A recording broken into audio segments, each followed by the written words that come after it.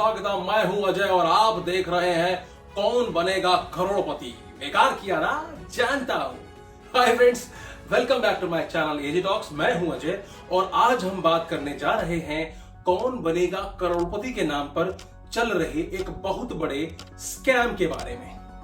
तो आपको तो पता ही होगा कि सोनी टीवी पर साल के 2-3 महीने ज्ञान से ओतप्रोत, ज्ञान से परिपूर्ण, ज्ञान की गंगा की धाराओं में बहता हुआ एक प्रोग्राम चलता है जिसका नाम है कौन बनेगा करोड़पति, जो कि हमारे बच्चन साहब होस्ट करते हैं और उसको देखकर बहुत मजा भी आता है। क्यों? तो मुझे एक मैसेज आया पाकिस्तानी नंबर से +92 कि भैया आप कौन बनेगा महाकरोड़पति में 25 लाख रुपए जीत चुके हैं। कितने?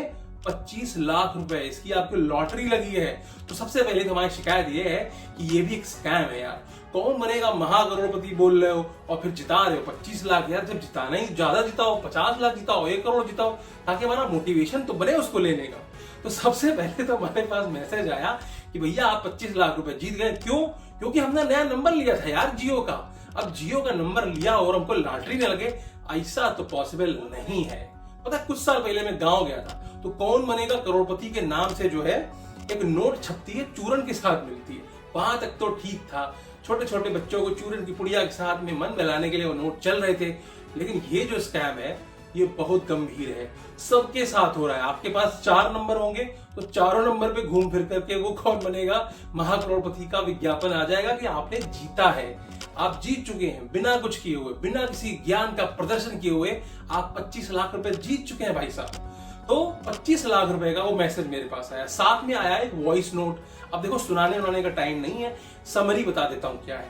टूटी फूटी हिंदी में एक आदमी कहता है कि भैया आप कौन बनेगा महाकरोड़पति में 25 लाख रुपए जीत चुके हैं।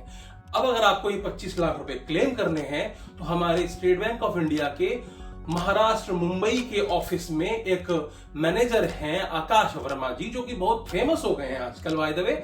उनको आप व्हाट्सएप पर जोड़िए और उनको व्हाट्सएप कॉल कीजिए, उन्हें बताइए कि आपका लॉटरी नंबर क्या है। आप उन्हें कॉल करते हैं व्हाट्सएप पे, क्योंकि नॉर्मल कॉल नहीं लगती है। लगेगी कैसे? नॉर्मल कॉल पे चलती नहीं है, वो डेस्कटॉप पे चलाए जा रहे नंबर, जहां की आपको सिर्फ ऑडियो कॉल से ही, व्हाट्सएप के ऑडियो कॉल से ही बातचीत हो सकती है।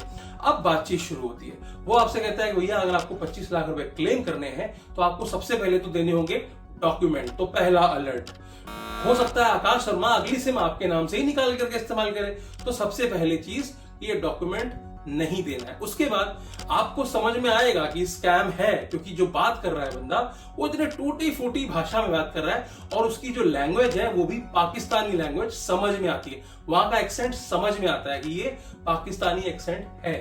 बहरहाल मजे लेने के लिए मैंने भी फोन कर लिया। मैंने कहा ठीक है यार कोई बात नहीं, मेरे को पैसे चाहिए। तो उन्होंने कहा डॉक्यूमेंट दे दो। तो मैंने एवरी डॉक्यूमेंट में थोड़ा बहुत छेड़खानी करके उसको डॉक्यूमेंट भेज दिया। हमने कहा ठीक है ये रहे मेरे डॉक्यूमेंट। अगला स्टेप क्या था, उसने मुझे बहुत सारे टेस्टिमोनियल वीडियोस भेजे, जिसमें कि एक महिला ये कह रही है कि मेरी जिंदगी बन गई, मैंने 25 लाख रुपए जीत लिए तो मेरा ये काम हो गया, मेरा वो सपना पूरा हो गया। इस तरह से 3-4 लोगों ने अपने टेस्टिमोनियल्स दिए हुए थे, वो उसने मुझे भेजे। इसके बाद एक वीडियो उन्होंने मुझे भेजा कि किस तरह से कौन बनेगा करोड़पति में जो इनाम की राशि मिलती है उसमें कितना % सरकार को टैक्स के तौर पर चला जाता है। तो ये वीडियो मुझे क्यों भेजा गया था, ये एक्सप्लेन करने के लिए कि जो भी पैसा आपको हम यहाँ से देंगे, यानी कि वो 25 लाख रुपए की रकम, उस पर एक टैक्स बनता है। वो टैक्स कितना होता है? 30% का, 15% का, कुछ भी हो सकता है। वो आपसे कहते 35,000 रुपए, हो सकता है वो कहते 15,000 रुपए, हो सकता है वो कहते 50,000 रुपए। तो आपको ये 35,000 रुपए की रकम चुकानी पड़ेगी अगर आपको 25 लाख रुपए लेना है। तो अब एक बड़ा ऑब्वियस सा सवाल आपके दिमाग में आएगा और बहुत प्रॉम्प्टली आप ये उससे कहेंगे भी कि भैया ऐसा है कि 25 लाख दे दो, उसी में से काट लेना। अब वो कहेगा भैया ऐसा नहीं होता है, हमको पहले टैक्स जमा करना पड़ता है, तब आपका पैसा रिलीज होगा। हम स्टेट बैंक ऑफ इंडिया से बोलते हैं। यहां तक कि उन्होंने इतना अच्छा सेटअप बनाया होता है कि वो एक वीडियो भेजते हैं, आपको दिखाते हैं कि देखो मैं बैंक मैनेजर हूं, ये देखो पैसा रखा हुआ है, ये देखो बैंक है, वो देखो केबीसी का बैनर है, वो सब आपको दिखाते हैं। वो वीडियो पूरी तरह से प्री प्लान करके बनाया गया होता है और बना करके आपको भेजा जाता है कन्विंस करने के लिए कि सच में कोई कौन बनेगा महाकरोड़पति से आपको लॉटरी निकली है।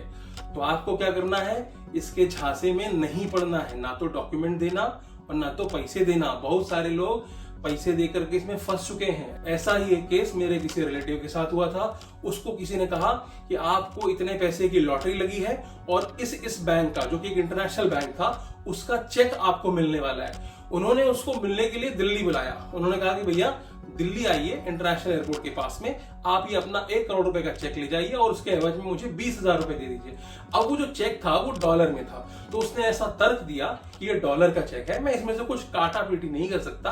अब मैं ट्रैवल करके आ रहा हूं दूसरी कंट्री से आपको चेक देने के लिए, क्योंकि आप विनर हैं, तो आपको जब मैं चेक दूंगा तभी आप पैसे देना, भरोसा करने की जरूरत नहीं है।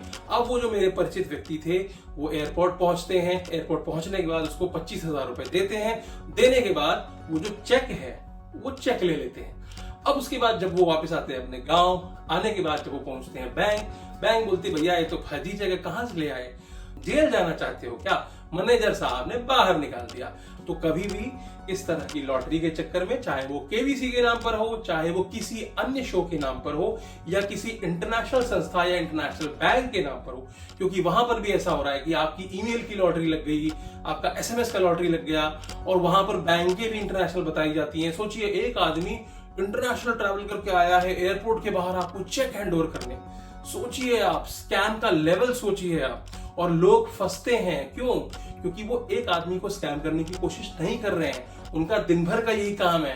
कुछ अनपढ़, जाहिल, गवार लोग हैं जो कि पाकिस्तान में बैठे हैं, जो कि बिहार के किसी छोटे सी जगह में बैठे हुए हैं, कोई जामताड़ा में बैठा हुआ है, कोई राजस्थान में बैठा हुआ है, और ये लोग ज्यादा पढ़े लिखे नहीं है। आप उनकी भाषा से समझ जाएंगे। लेकिन कई बार क्या होता है कि कम पढ़े लिखे लोग इनके चक्करों में ज्यादा फंसते हैं। बड़े बड़े पढ़ाकू भी फंसते हैं, ऐसा नहीं है, बड़े बड़े पढ़े लिखे लोग भी मैंने इसमें फंसे हुए देखे हैं। तो फिर से कहता हूं, ऐसे स्कैम्स में पढ़ने की जरूरत नहीं है। तो भैया एक ही सीख है कि आसान लगने वाले किसी भी पैसे को प्राप्त करने की कोशिश मत कीजिए। आप ठगे जाएंगे, आपकी जेब से पैसे जाएंगे, फिर बाद में आप रोते रहना बैठ करके आराम से।